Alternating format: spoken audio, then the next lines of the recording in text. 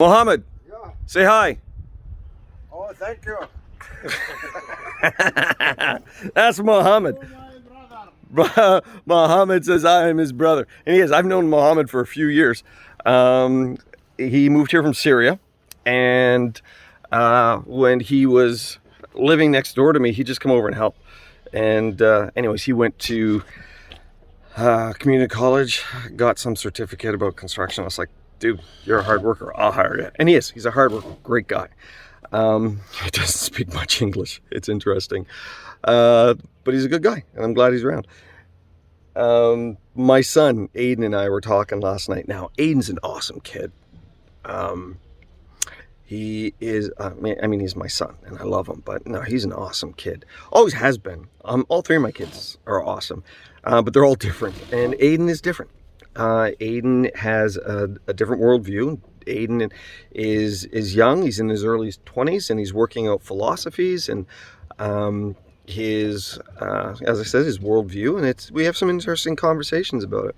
Now, one of the things that we were talking about last night was other religions, and he was talking about the Sikh religion. And he said, I was doing some research on them because they've got some pretty amazing teachings. And he said, if Christians live that way, he said, we're supposed to, but anyways, so we had this conversation about that and about different ideas. Now, Aiden and I have a tendency, we talked for 2 hours last night and didn't, but we have a tendency to get into arguments when we talk. And one of the reasons is because for me personally, there's some fear involved when I talk to Aiden, that I'm going to say something wrong. Not just say something wrong that's going to get upset, but say something wrong that's going to have lasting, hurtful effects on him. Now, part of the conversation last night was different things that I did as a father that hurt him and caused pain in his life. So I try to avoid that.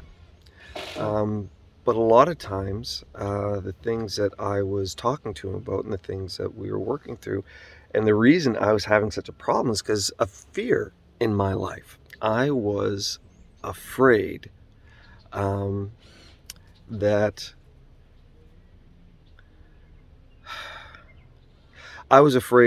I would be compromising what I believe, or compromising if I actually listened. That's stupid, but it's true.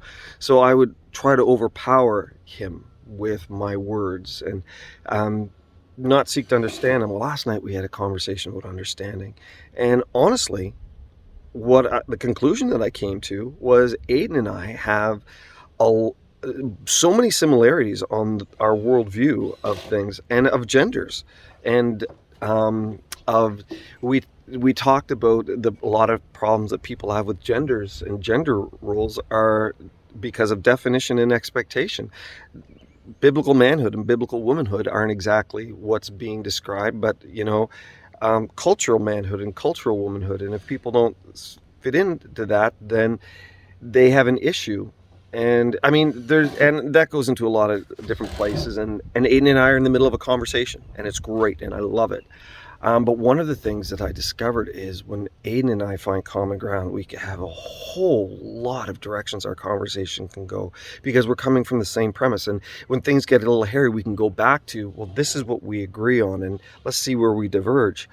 And it was awesome. And some people would say, well, Tim, you're compromising. One of the things that Aiden mentioned was this guy who was trying to witness to an atheist, and the atheist said, listen, if you want me to consider that there's a God, if we're going to have an honest conversation, you're going to have to consider that maybe there isn't. And the guy was offended, and he said, I don't think I can do that. And basically what they said is he said, I can't find a common ground. I can't find a premise upon which we can build. Well, there's so many we all know that we exist. There's a common ground there. We all know that we've come from somewhere. There's common ground there.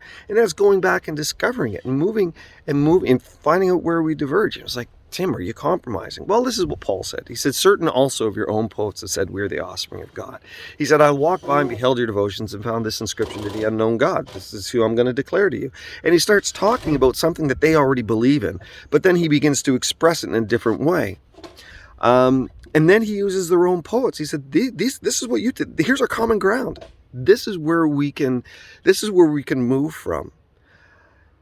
Nobody likes to talk to somebody who won't listen.